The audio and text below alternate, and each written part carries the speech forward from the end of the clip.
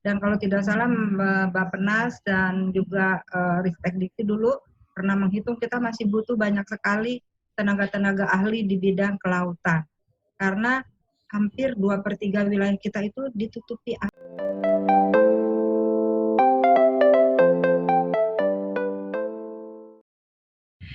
Oke, kembali lagi bersama saya di podcast Ala-Ala, Anak Laut, Asli Laut, podcastnya Anak Ilmu dan Teknologi Kelautan IPB University.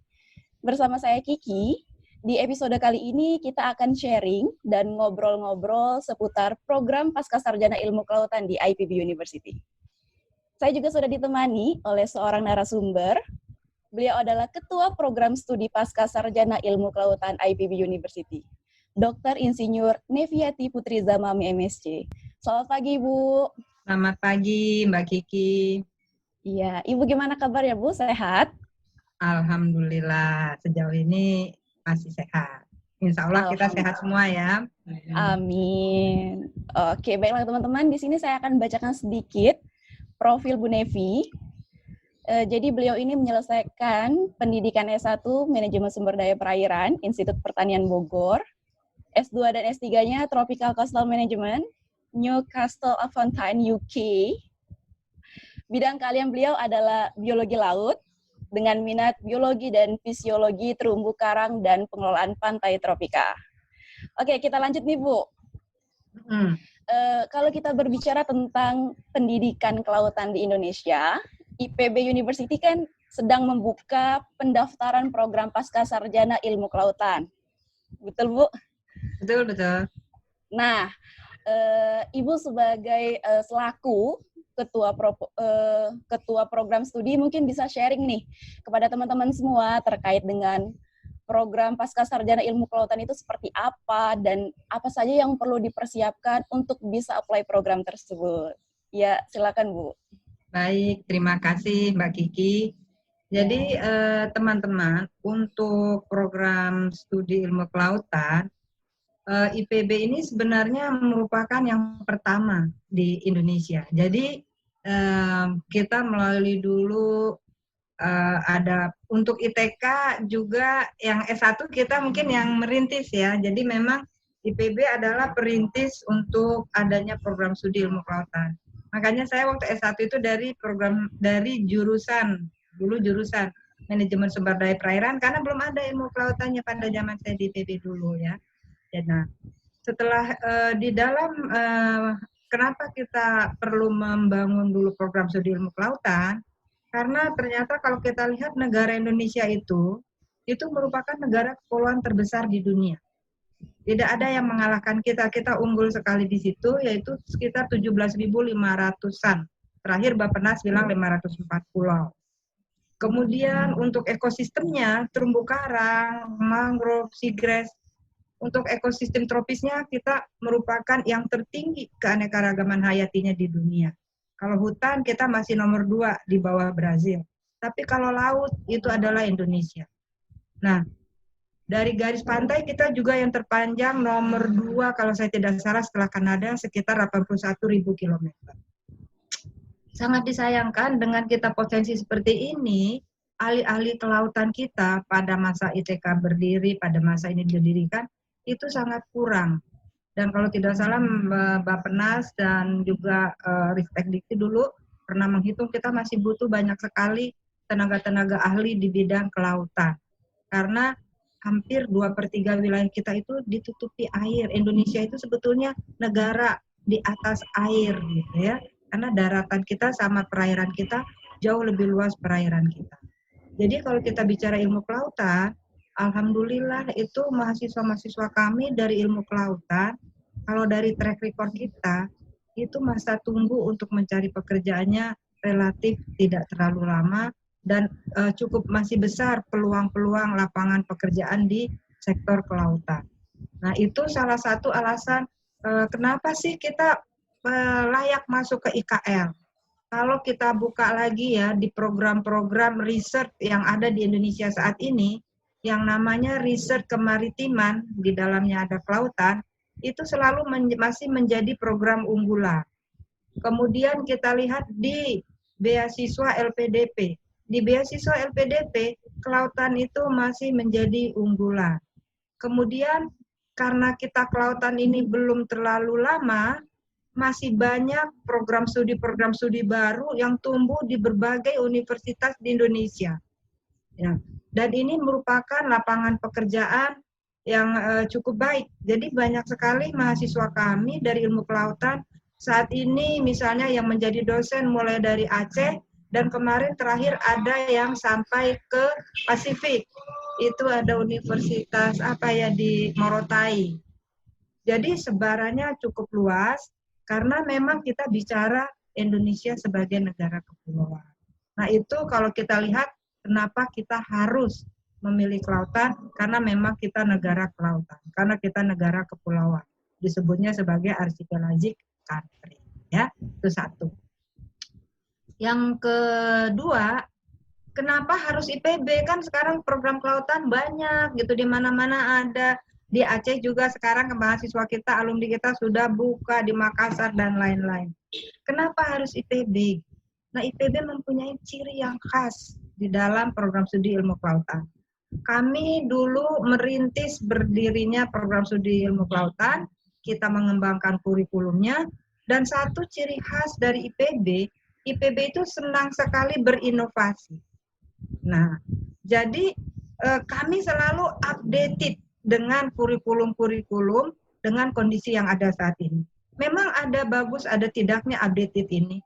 Pada saat kita meng-create yang pertama, kemudian teman-teman yang lain ikut kan, sehingga kurikulum yang kita create menjadi paten, diacu di kementerian atau lain-lain. Nah, untuk 2020 kami sudah mempersiapkan kurikulum baru namanya K2020. Apa keunggulan kurikulum baru ini dari kurikulum 2015? Kita akan banyak sekali menggunakan teknologi 4.0. Karena kita mengikuti arahan Pak Rektor, IPB ke depan itu adalah IPB dengan IPB 4.0. Jadi menarik untuk kita nanti masuk ke IPB dengan sistem yang baru. Kami juga sedang menggodok, jadi banyak hal-hal yang menarik yang ada di sini. Jadi kita tidak hanya ke depan mungkin boring ya, kalau kita duduk kuliah belajar, saya aja bosan. Makanya kalau yang kuliah sama saya main-main kita, walaupun dulu saya dimarahin kalau kuliah enggak iya, betul. Dia mahasiswanya lebih banyak ngomong dari dosennya gitu kan. Tapi ternyata sekarang itu yang memang diminta. Anak-anak milenial pantatnya bisulan, nggak bisa suruh duduk terus menerus. Karena apa kita bicarakan di Mr. Google sudah ada. Tapi kita mengajar mereka bagaimana cara belajar. Karena semua materi open, tidak seperti saya dulu. Yang punya materi cuma dosen saya tuh. Nggak ada handphone, nggak ada apa-apa. Kita buta terhadap informasi. Jadi dosen itu adalah yang tercanggih. Karena dia keluar negeri, cuma dia punya buku. Kalau dia nggak kasih bukunya, kita nggak dapat infonya. Kalau sekarang enggak. Saya ngomong, anak-anak ilmunya udah BCD. Jadi biar kita nggak kelihatan ketinggalan anak-anak, kita ajarkan cara belajar. Karena keunggulan kami yang para dosen, kami tahu bagaimana cara belajar. Karena kami juga dulu dilepas dan akhirnya pintar sendiri. Nah, kita harus mendidik anak-anak begitu, sehingga dia mobility-nya bagus. Kalau perlu banyakin dana, yang kirim mereka ke luar negeri, kirim kemana, biar nggak duduk aja. Jadi kemerdekaan belajar itu sebetulnya saya udah lama dulu minta. Tapi kurikulum kita belum bisa. Nah, alhamdulillah dengan menteri kita yang baru nih, bersyukur anak-anak milenial, karena kalian nggak duduk terus, ya. Kalian tuh nggak bisa duduk, karena memang dunia kalian kecilnya nggak diajarin duduk. Kalian diajarin di rumah mobile, banyak activity gitu. Nah, insya Allah ini akan kita lakukan di IPB kita, khususnya di program studi ilmu kelautan. Satu lagi, kami juga sudah merintis kerjasama internasional. Hebatnya nih, boleh dikit bangga ya, bukan sombong, bangga dengan sombong berbeda. Iya, betul. Jadi, tracknya hampir di atas 90% pengajar yang ada di ilmu kelautan itu lulus di luar negeri itu banyak. Di luar negeri bahkan universitas di bawah IPB kelasnya banyak. Tapi track record pengajar kami itu di luar negeri dengan universitas yang dia termasuk papan atas. Nah, dulu Newcastle upon Time udah ganti nama, sekarang Newcastle University. Peringkatnya di atas IPB. Jadi rata-rata kami lulus di universitas yang di atas ini. Artinya, tentunya kami punya network yang bagus. Jadi bukan lulus di universitas bagus, kita pinter, tidak. pinter itu mah nggak usah keluar negeri juga bisa pinter. Betul. Banyak dosen kita yang tidak lulus luar negeri. Saya kasih contoh nih, saya bangga nih satu dengan Pak Johnson misalnya. Dari IPB tapi sekarang kaliber internasional, dikenal di internasional gitu. Jadi kita punya network bagus. Keuntungannya apa? Kita bisa membangun kerjasama. Jadi dari IKL banyak yang kami kirim. Kami punya program namanya GAME. Itu setiap tahun kita kirim, sudah 10 tahun programnya. Kerjasama dengan Jerman. Kita ada program RISE dengan Jerman. Ini yang akan datang, kita ada program namanya double degree, beli 1 dapat 2. Nah ini yang kita masih cari mahasiswanya nih. Ya, betul. Tahun ini kita launching, kalau nggak tahun ini mahasiswanya dapat, tapi kita akan launching programnya di webnya Pasca. Jadi teman-teman bayar 1 di IPB, dapat 2 double degree. 1 double degree-nya sebagai ilmu sarjana ilmu kelautan, magister, satunya sarjana bioteknologi kelautan. Itu kerjasama Indonesia dengan NCSU, National Sun Yat-sen University di Taiwan. Nah, kemarin harusnya kami punya mahasiswa saat ini. Memang kesalahan ada di kami karena perjanjiannya mahasiswa itu tadi bayar biaya hidup sendiri, tapi mereka tidak. Mereka di NCSU buat mahasiswa Indonesia sudah siapkan biaya hidup. Di kita tidak menyiapkan biaya hidup untuk mereka, sehingga mereka meng-cancel. Nah, kami akan carikan biaya hidup. Jadi Anda bayar di sini 1, di Taiwan biaya hidup ditanggung, penelitian nggak pusing lagi ditanggung. Apa ini tidak menguntungkan? Nah, Sangat menguntungkan. Sangat menguntungkan. Memang program internasional kalau tidak salah biayanya cukup mahal. Namun kami sekarang sedang negosiasi dengan Pasca, bisa nggak Pasca mensubsidi program internasional ini sehingga bisa dengan SPP reguler. Ini masih negosiasi. Kalau bisa, wow, ini program yang luar biasa ya. Bayar harga reguler, dapat 1, kuliah 2, keluar negeri pula lagi. Di mana kita cari yang seperti ini kalau tidak di IPB? IPB. Oke. Di IPB di program apa? Jangan lupa di IPB di program studi ilmu kelautan ya.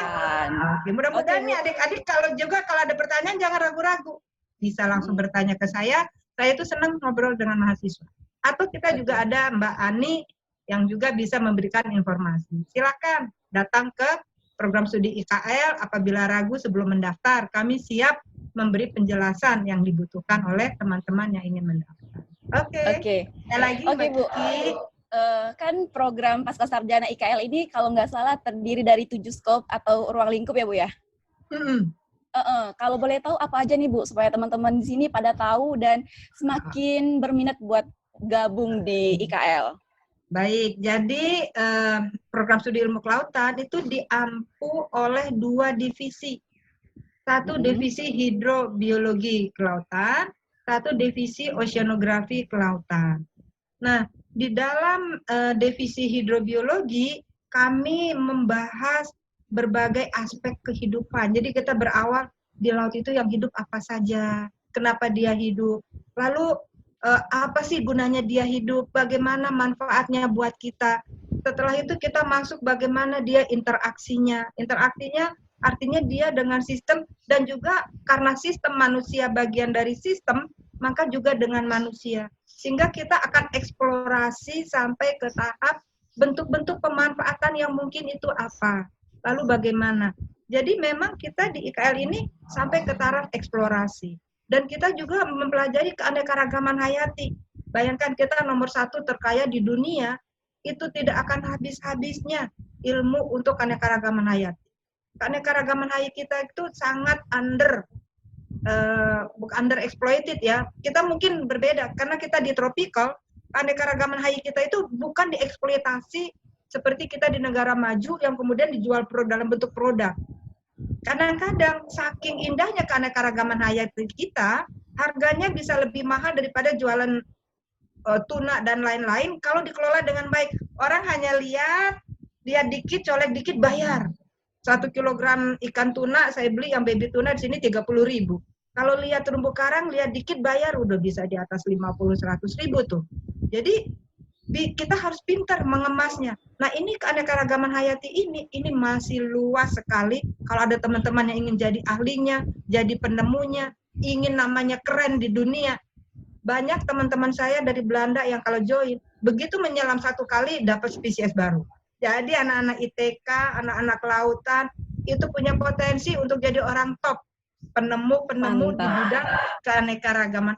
Dan kita sangat kurang. Kemarin saya dapat dana untuk ahli taksonomi kelautan, enggak ada yang berminat, padahal itu bidang yang cukup menarik. Nah, kemudian kehidupan ini kita juga mempelajari lingkungannya di divisi oceanografi yang belajar. Jadi ada makhluk ini, lalu ada laut bergoyang. Gimana goyangnya laut? Itu kita pelajari di oceanografi. Oceanografi itu dulu ilmu yang memang orang sangat sulit berminat. Padahal itu ilmu yang sangat bagus. Saya dulu ada di divisi oceanografi sebenarnya, di bawah Pak Mulya Purba, Pak Dr. Kaswaji, lalu bermigrasi. Ke hidrobiologi. Saya melihat oceanografi itu sangat penting untuk kita di negara kepulauan. Ya, kenapa? Karena disitulah rahasia kehidupan. Karena air dengan kehidupan itu menyatu. Bergeraknya kehidupan tergantung dari gerakan air. Makanya keunggulan anak kelautan, dia harus tahu bagaimana laut bergoyang, karena laut itu dinamis sekali. Dinamikanya luar biasa. Pagi, siang, malam bergerak. Nah, gerakannya laut inilah yang menggerakkan dinamika dari kehidupan di perairan. Sehingga walaupun divisi oceanografi dan hidrobiologi berada pada divisi yang terpisah, tapi dia merupakan satu kesatuan di bawah ilmu kelautan. Nah, mahasiswa ilmu kelautan akan dapat ilmu ini semua. Kan menarik kan, digoyang-goyang di kapal sambil lihat yang cantik-cantik di bawah laut. Jadi itu skopnya. Lalu kemana Bu? Kita bisa bicara konservasi, kita bisa bicara sains, bahkan bisa nggak Bu kaitannya dengan human? Kita bisa bicara humanity, gitu ya. Jadi cakupannya cukup luas. Oke. Oh ya Bu, saya ada pertanyaan satu lagi nih. Boleh. Ya harapannya sih, harapannya bisa mewakili pertanyaan dari teman-teman yang ingin melanjutkan studinya di program IKL ini. Nah, tadi kan Ibu sudah menjabarkan tentang IKL, dan saya ingin nanya nih Bu, biasanya itu fokus riset dan hasil riset IKL itu sendiri seperti apa ya Bu ya? Nah, baik, jadi saat ini kita ada beberapa fokus research ya. Misalnya kalau kami di hidrobiologi, itu ada fokus riset yang mengarah kepada penelitian mangrove. Mangrove itu ada biodiversity yang ada di situ, ekologinya, kemudian potensi-potensi eksplorasi. Kemudian kami juga sekarang sedang banyak penelitian mengenai mikroplastik. Oh Bu, mikroplastik pikirannya orang kimia. Kata siapa? Kita mikroplastik dengan kehidupan di laut. Karena kita ingin lihat nih, mikroplastik ini masuk nggak ke dalam jalan rantai makanan kita? Kalau masuk, nyampe ujung-ujungnya ke kita. Nah, itu ilmunya ITK kayak gitu tuh melihat. Nah, menarik lagi, berkembang nih teman-teman oceanografi. Pingin lihat mikroplastik yang dari udara ada nggak? Kalau ada, berapa yang masuk ke laut? Udah masuk ke laut, kemana dibawanya mikroplastik? Jadi jalan gerak-geraknya mikroplastik ada di orang oceanografi, di orang biologi. Dari laut yang masuk itu, lalu ke makanan gimana? Ke rantai makanan. Nah, itu sekarang riset itu kita sedang jalani. Lalu ada riset bioprospeksi dan bioremediasi. Nah, di oceanografi selain yang air bergerak, ada juga oceanografi perikanan. Berbicara bagaimana mencari tempat-tempat yang banyak ikan dan lain-lain dengan menggunakan parameter oceanografi. Jadi memang itu beberapa riset dan kerjasamanya di oceanografi ada yang kerjasama dengan Perancis, ada yang kerjasama dengan Jepang, kami ada yang kerjasama dengan Jerman, kerjasama dengan Inggris, kerjasama dengan mana lagi, biologi juga kita dengan Jepang. Jadi saat ini beberapa peneliti kita, umumnya sih rekan-rekan di para dosen dan ibu dosen dan bapak dosen di ilmu kelautan, alhamdulillah rata-rata mereka mempunyai penelitian, sehingga mahasiswa mereka bisa Bang Hawis juga ada, Pak Ditri, kemudian Ibu Mutia, kalau di hidrobiologi yang di kelautan, karena di kelautan itu rata-rata yang dokter ya, yang master kita membantu di asistensi itu ada Mbak Nani, Bang Begin, dan lain-lain. Lalu di oceanografi ada Pak Tri Paratono, cukup banyak penelitian beliau saat ini, bisa dilihat di ResearchGate, ada Pak Wayan, Blinati, kemudian Pak Agus, Pak Alan, Bu Yuli, kemudian ada Mbak Tri Hartanto, dan yang muda-muda yang lainnya. Jadi track record kami cukup bagus, dan H-index kami juga cukup bagus. Itu bisa teman-teman cek di Scopus. Kalau saya tidak salah, Prof. Ditri termasuk tinggi nih H-indexnya gitu ya. Kenapa kita di H-index? Jadi kalau mau lihat kualitas dosen, lihat di H-indexnya. Alhamdulillah rata-rata sih pengajar kita sudah lebih dari 2 lah. Jadi Alhamdulillah. sudah cukup berpotensi. Ada lagi silakan Mbak Kiki.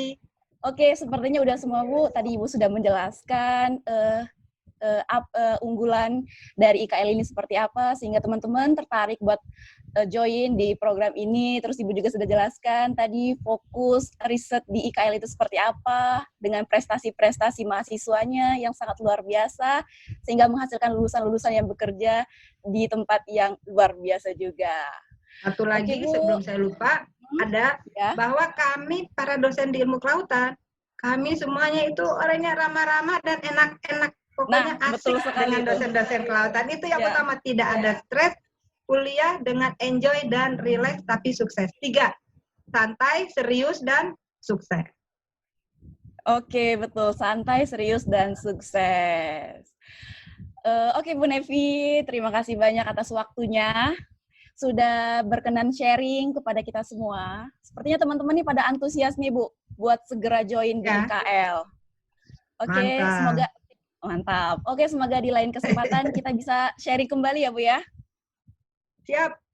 Ya, siap. Kapanpun saya siap.